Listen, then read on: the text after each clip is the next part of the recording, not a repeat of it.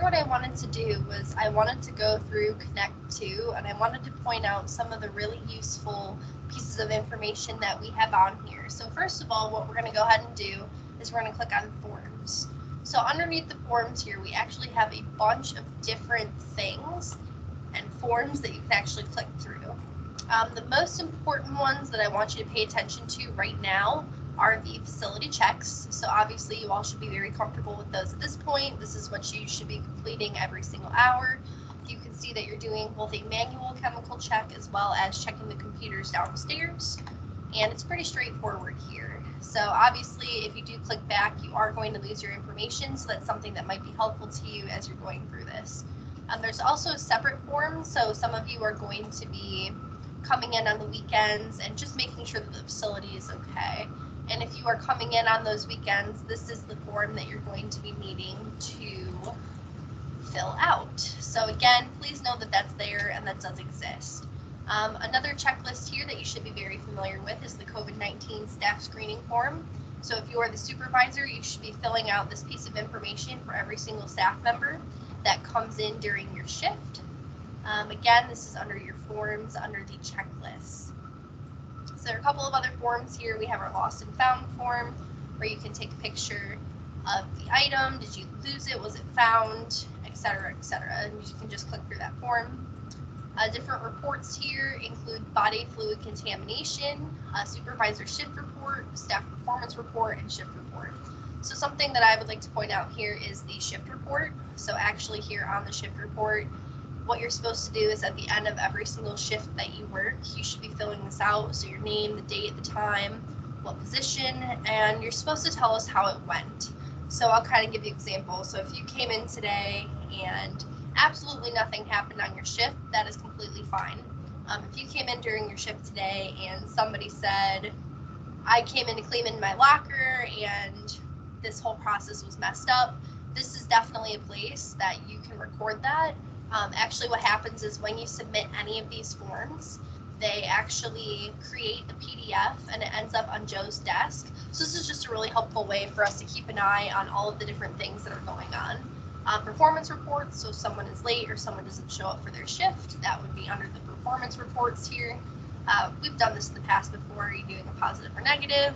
What's happening here? Signatures, so on and so forth. Get back out of the screen.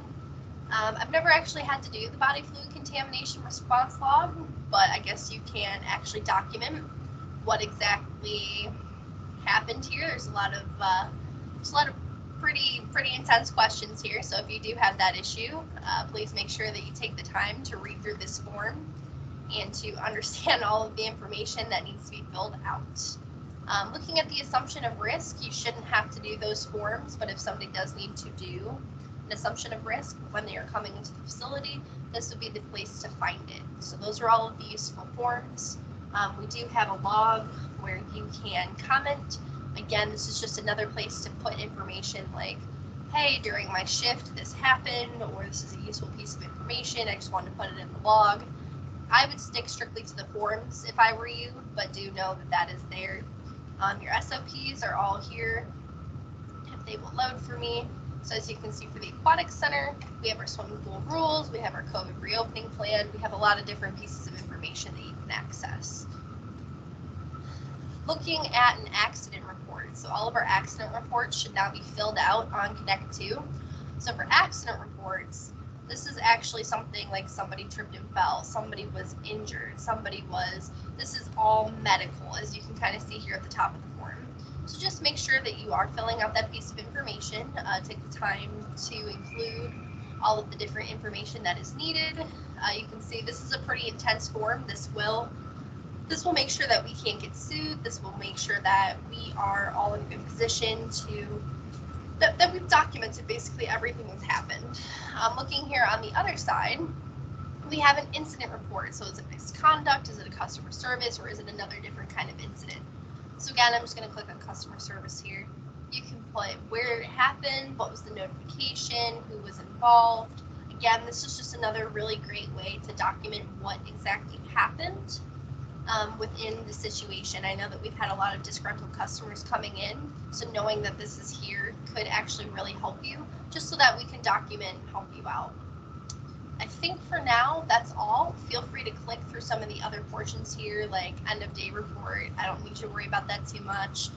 If you look here in the different tasks, there should be different tasks that are popping up for, you can see, for each of the different supervisors here. So please be aware that those counts are here, and also be aware that your different tasks will end up as well. So somehow I'm ending up on counts, and it's not wanting to go back to tasks for me.